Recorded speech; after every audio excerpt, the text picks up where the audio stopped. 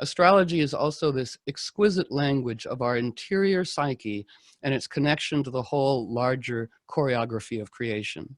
So a little bit of the vocabulary. I like starting with Saturn, because Saturn, is form, structure, authority. It contains our father's story, work done or not done with him. It invites us to think about everything as a research project, meaning when we were born, what did our culture encourage or discourage in our fathers, in men? And how does work done or not done get handed back to us? So, so Saturn is the part of us that, is authority, which contains the word author. It is boundaries. It is our skin, our bones, our teeth, what defines us. It's also our vows, meaning working definitions of reality that we make often as children, and we inherit from our ancestors that are just, how life is and how we must be to survive.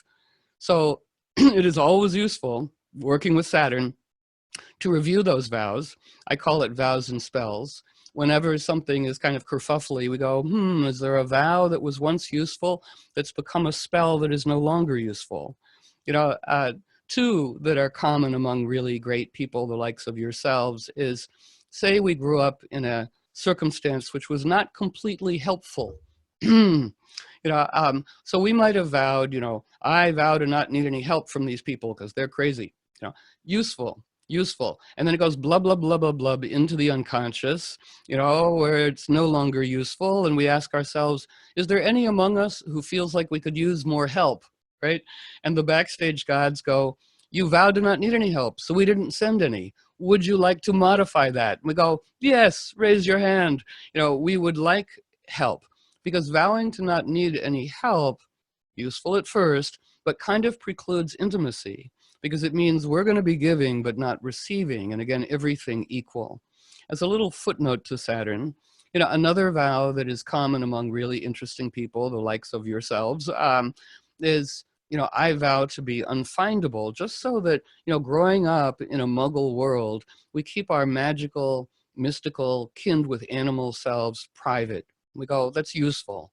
And then it goes blah, blah, blah into the unconscious, and we might say, why don't more people know about my work, or why am I so alone, And again, the backstage gods go, you vowed to be unfindable. It's amazing anybody knows you're breathing, would you like to modify that? And we go, yes, we would.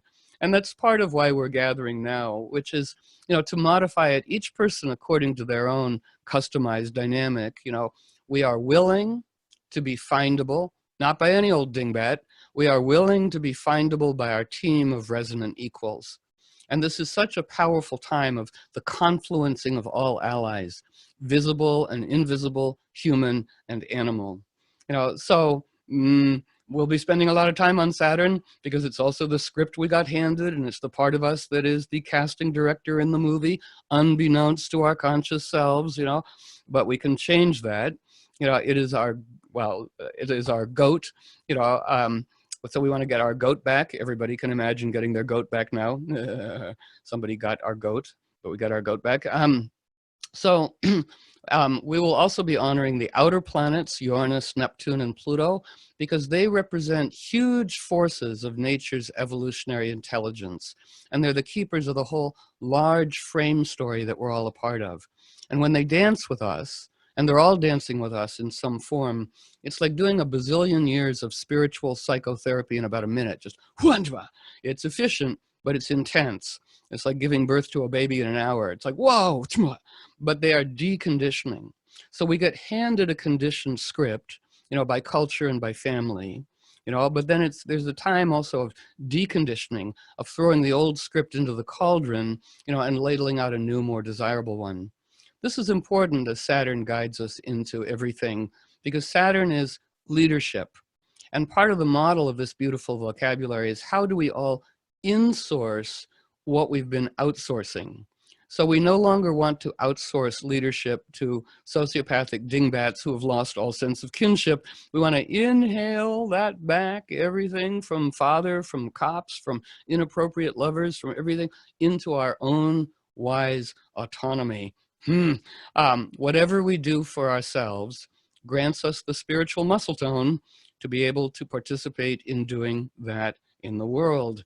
So Saturn leads us to everybody. Jupiter is the intelligence of curiosity, and story and journey and travel and blessing. When Jupiter is strong, the medieval astrologers called it having a guardian angel, and we can animate this for all of us, and there's a number of ways to think about it. It says we do have a safety net.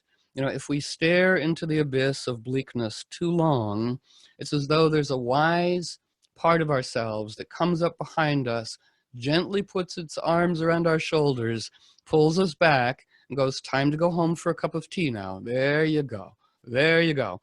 But another way we can think of our guardian angel is Jupiter is this principle of informed, reverent curiosity.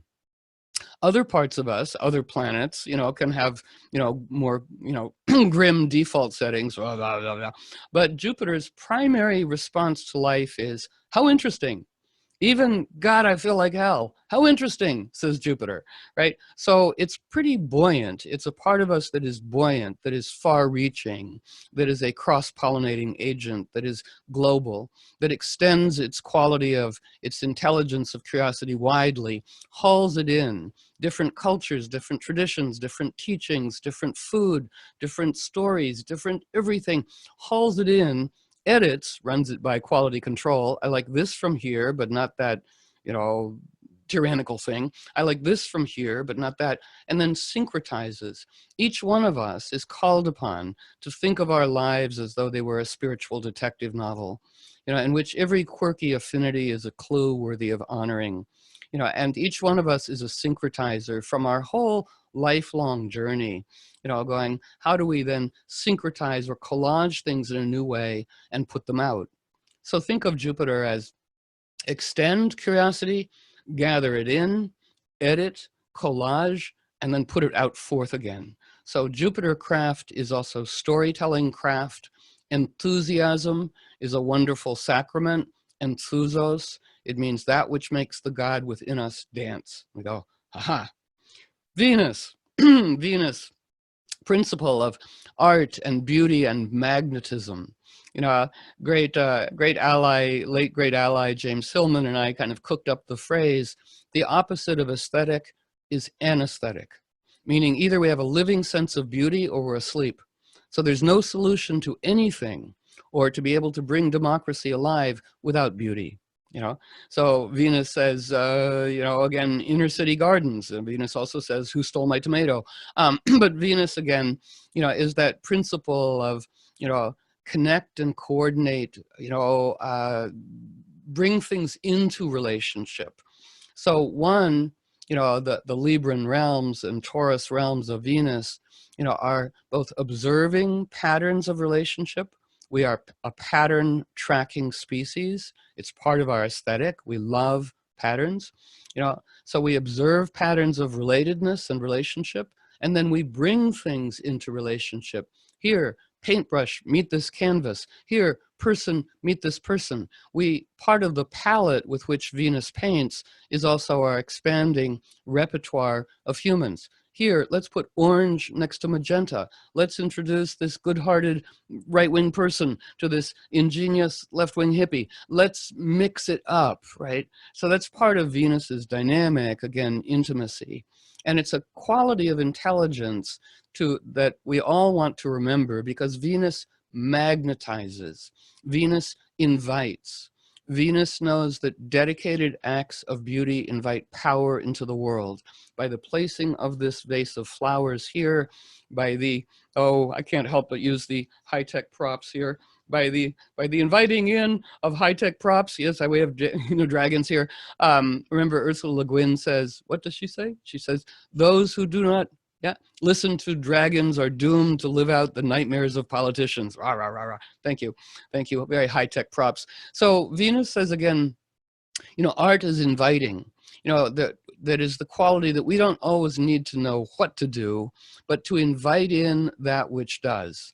And because one of my primary dedications is to our uniqueness and our tricksterness, it's always about inviting in trickster, inviting in what is truly best for everyone in this conundrum. Come on in. So that's Venus's dynamic. And she then is meant to guide Mars. Venus initiates Mars, meaning the true Mars hero is one who is dedicated to art and beauty and kinship, not harnessed to the unimaginative confines of war. Mars, the god, never killed anybody. Well, he did attack the rapist of his daughter, but he was acquitted, right? So he doesn't have a rap sheet. So Mars is our wolfiness, our desire. In all Western mystery traditions, they say, do not go forward, do not turn the page, do not go out the door, until you write out the answer to this question, what do you want? And it's not abstract like enlightenment or world peace. It wants to be very tangible and sensual, because Mars, it says, desire is the rudder that steers our boat. For lack of answering that question, the gods, we are sending out confused signals. I want health, but I'm eating a Big Mac. No, she wants health and not health. We want to line things up. And always, the purpose of ritual magic is to spiral, into group mind, expanded wisdom and tolerance. And that's part of why it's really great to cahoot, even in this micro way right now. So Mars also in fairy tales is our wise animal. Very often in a fairy tale, the hero or heroine will be tricked or betrayed. Remember, fairy tales begin with betrayal. It's how the thing gets started, into an impossible journey. But they're almost always accompanied by a humble, wise animal, sometimes a shaggy pony. And when each one of us gets to something impossible, the burning river, the glass mountain, the wise animal, Mars, a symbolic animation of our own wise instinct, says, you let my reins slack, let go of control, so power can come on in, right? There we go, let go of control, loosen the grip, everybody. And you hold on tight because I know what to do, says the wise animal, part of all of us. And that's what the heroine or hero does, holds on tight, and they soar over the burning river, up the glass mountain, attain the waters of life, save the world. It's a longer story, but that's the gist of it, right? And so Mars represents that part of us in its pure form. We talk, in the fullness of time about what happens in ourselves and the world when we don't honor this, when we allow it to be kidnapped and hoodwinked away. But what we want, what we desire, our own autonomy, our wise animal, that is the part of us that knows what to do when the mind does not. It's the first responder. Something comes along, no time to think, jump, jump, go here, go here. So it's a quality that we all want to animate. Mercury, our mind. Mars says, sometimes, things are so complex that the mind won't get us out of it. But we love Mercury, mind, voice, intellect, language. Language is one of the great first technologies of intimacy with the world. So Mercury is the magician, right? Who, again, one hand up, one hand down, pointing at the garden and the magical implements. Language is magic. And we go, magic also is a willingness to cooperate with everything. Longer chapter over there. But that's why I am dedicated to being a language maven, right? So because it summons things. So to expand, again, Uranus, the trickster, says to all of us, we are big gods. We don't really care what you do. We care the manner in which you do it, that it come from freedom and choice, right? So we want to, as we expand our vocabularies, we expand our capacity for intimate participation in the world. So expanding vocabulary, really good. One of the bases of eloquence, which is at the root of all indigenous intimacy with the world, this call and response. So for instance, we're out there in the world and many good-hearted people are going, we want to fight to have an impact. We go, okay, really, impact. You want a short, violent encounter. Boom. Is that really what you want? Or would you like to have a long, curvy influence, right? And anything you want, but we want to know what we're doing and choose it from an ever-expanding repertoire of responses and vocabulary. You know, so many good people are using the word fight, which is a kind of, even Mars doesn't fight as much as we do. You know, so so fight is a very hot word, you know, in an already very hot world. You know, and our brains are symbolic, which is why the astrological language is so wonderful for reclaiming intimacy with these many, many fabulous intelligences and potencies that reside within us and connect us to the world. So when we use the word fight, the brain goes, even if it's fight for justice, and it sends a cascade of adrenaline through our systems. So, you know, we want to expand, you know, just as a for instance, maybe not always fight, maybe respond, maybe collaborate, you know, maybe dedicate to call on Saturn. It's all cumulative in this conversation.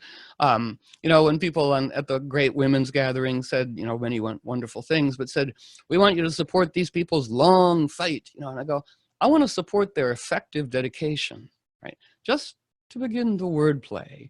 So that's part of Mercury's dynamic, again, the messenger. And again, it liberates us. You know, so many people, some of us can feel wayfish, as though we were, you know, exiled, or people don't treat us seriously, or, you know, whatever the thing is, whoa, you know, little noses pressed against the window of normalcy, going, oh. But remember, the word ecstatic means to stand outside.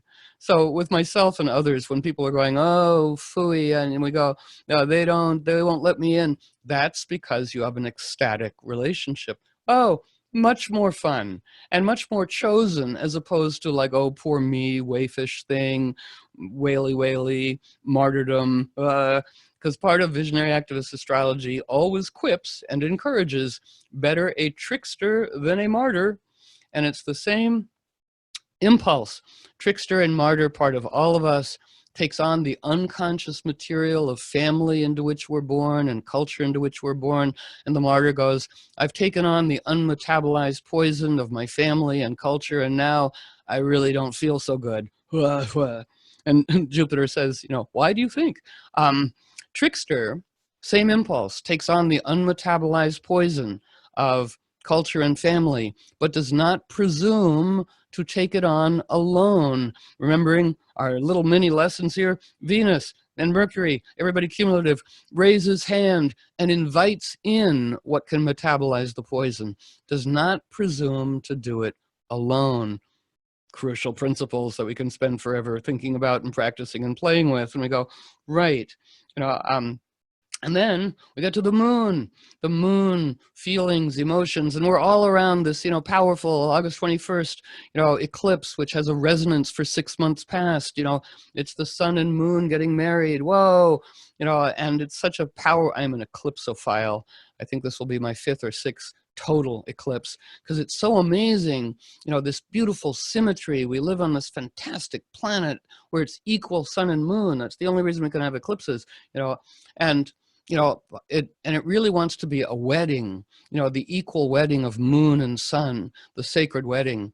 You know, we throw superstition and fear and dread, you know, there's mean tricks of the reality police, you know, out the window. You know, my late friend Jim Lewis said doom and gloom predictions are for people with balloon payments due. Not to say that there is not dire things here, which is why we need everyone. You know, we need everyone listening now with all of their skills, you know, being dusted off. Again, cooperators are standing by, right, eager to be invoked. And even in our little short tour right now, to mention the planets stirs them within each one of us. They go, hello, hello, we like being talked about. We're here, there. It's also part of the beautiful call and response. The moon is, again, a responder, the first responder. Feel what's needed and respond. You know, it's, again, our responsiveness. So we are animating and honoring all these parts of ourselves, right, that connect us to the world, so that we're not wayfish, martyred, exile, existential nihilists, no future in nihilism, right?